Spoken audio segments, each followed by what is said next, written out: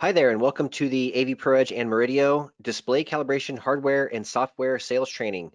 During this training, we're going to go over what is needed to perform ISF and video calibration, what's in it for the dealer, and things that you can do to be successful at selling gear and selling the class to your customers. A few things we're going to be covering today. We're going to cover some basics around calibration. What is it? Who calibrates? Who should be calibrating? Again, why you should be calibrating displays if you're a dealer, what is needed to perform this service, and some sales tactics and how to overcome some of the objections that we hear from some of the dealers when we talk about these things.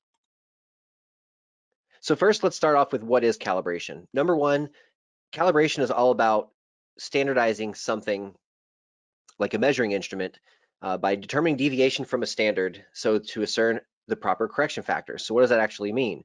We're going to take something like a display device, such as a TV or projector, and we are going to calibrate it so that it matches an industry standard. We'll go over some of the benefits of that here in the next few slides, but that's really what calibration is matching something to a known standard. The calibrator's job is to match the display to some known standards, but also using things that they know from training and from experience on room lighting, where the client sits, and really just how to get the best possible, most accurate picture in that system for that client in that theater room or that living room or wherever that display is. Every image that you've seen, TV shows, movies, video games, they all use the same standards. Even if you're into photography, you know some of these things. And all we're simply trying to do, guys, is match the display to those standards. So if a Blu-ray movie or a TV show, for example, is made with a certain color, a certain grayscale, certain gamma, things like that, we're going to simply match that display to the known standard. So to accomplish this, the calibrator must have a solid understanding of a few things. They do need to know about the different display technologies, such as OLED versus LCD, and they need to be able to recognize those strengths and weaknesses. Calibrators also really help out the sales team when teaching people how to pick a certain display for a certain type of room. So knowing the displays inside and out is something that every calibrator should be very good at. Calibrators should also understand the human visual system, how our eyes work, where we're most sensitive, where we're least sensitive. You're going to use this knowledge to calibrate the display and to teach the customer where to sit, things like that. As a calibrator, it's also very important to understand signal flow. How to get the signal from point A to point B. Lots of calibrators run into jobs where they're not there just to calibrate the display, but maybe there's no HDR on the display. That's a common example that calibrators see in the field. So understanding signal flow, EDID management, things like that is very important for a calibrator. Also, the calibrator should, of course, understand the standards. What are the standards that we use for the white point? What are the standards that we use for color gamut, things like that? What do we use for HDR, things like that? Also tolerances. Displays cannot be calibrated to be, perfect. So there are some tolerances, which is nice. And as long as you're within these tolerances as a calibrator and your display is performing fairly well, if you're within the tolerances, then the errors that might be on the graph when we're looking at things like CalMam, they might show a small error at a certain level, but at the end of the day, our eyes have a certain tolerance. So as long as you're within a certain window and within a certain, couple percentage points, if you will be close enough. So it's definitely important to understand tolerances. AV components and how they might interact with the image. There's lots of instances out there where AVRs or Blu-ray players actually alter the image. So calibrators have to know how to deal with that, how to get around it, workarounds and things like that as well. So understanding the whole signal flow, all the components in the system, and really with a good calibrator with lots of experience and lots of knowledge, they're going to know what judgment calls they have to make if they do run into situations where they do have to make compromises. It's really important to know where those compromises should be made, how far to deviate, things like that as well. So, and last but not least, any good calibrator should be able to explain what they're doing to a client in a non-technical way. It's very easy to get a bunch of calibrators in a room together and talk about the tech and talk about the numbers and the graphs and all that cool stuff. But at the end of the day, what does it mean to the customer at the end of the day? So, being able to explain the calibration, the process, why it's important, these are all important things that the calibrator has to get good at.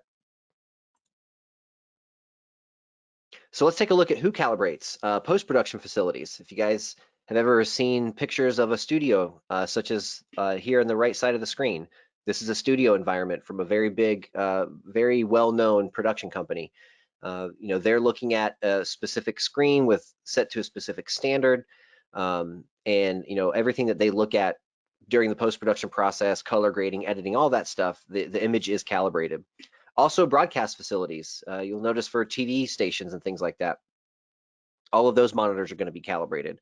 Commercial integrators do a lot of calibration work. You can see up here in the upper right portion of the screen, this was a very popular sports betting room in a huge casino in Vegas. And what you're probably noticing here is that, you know, the skin tones and the overall tone of this picture in the middle, this big projector, looks pretty normal. You know, we have nice skin tones and white looks white, but if you look at the displays around it, they all have this blue cast or this blue hue to those images. So don't forget about commercial. Also, we talked about commercial with video walls. There's plenty of instances, and you may have seen this yourself, where you're at maybe a restaurant or a sports bar or airport perhaps, and they have maybe a 3x3 video wall and they don't all look the same. So this is something that we do in commercial. Obviously, it's something we do in residential. What you'll see here on this picture is a really nice theater room where everything's being calibrated and made to look its best and made to look its most accurate. Down here is a control room in a church. You can see that they have, you know, 6 monitors that are running the program, and then they have some other monitors down here to see what's going on for next camera and things like that. Those are all going to be calibrated as well. AV reviewers, it's really hard now to find a TV review where the display is not calibrated. You can see this from all the major review sites and things like that as well. Also, photographers, don't forget about photographers. If you have a photographer who is shooting a wedding, for example, you know, we want to make sure that those displays are calibrated so when those pictures are printed, they actually look correct and the bride's dress isn't some weird color or something like that. Also, graphic designers, we talk about this a lot with graphic designers. They're making logos and things like that, very specific color, very specific standards. So if you're a graphic designer and you're making a logo for a company, for example, if your monitor is calibrated, you can rest assured that that color is going to be correct. Also, textile manufacturers, we see this a ton. You know, if you're a car manufacturer, for example, you want to make sure that your interior of your car is the same specific shade of cream colored white, for example. And the folks who are designing these things and all the engineers and those types of people, they are looking at calibrated monitors to make sure that there's consistency in colors. Also goes true for clothing, paint, and a lot of other things too. Industrial manufacturing, another good example there. If you're a manufacturer and you have a logo, for example, that's going to go on the chassis of a body of the product that you manufacture, it's really important to keep those things consistent and keep all the colors the same and stuff like that. So we see this a lot in industrial manufacturing, and then we also have a pretty large community out there of do-it-yourself home theater enthusiasts who will sometimes buy the gear, buy the software, and they'll try to take a crack at this themselves. So as you guys can see here, the list is very long. Lots and lots of people are out there calibrating.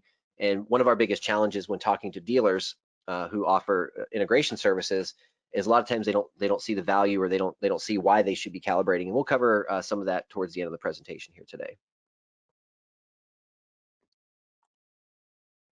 Now, who should be calibrating if they're not already?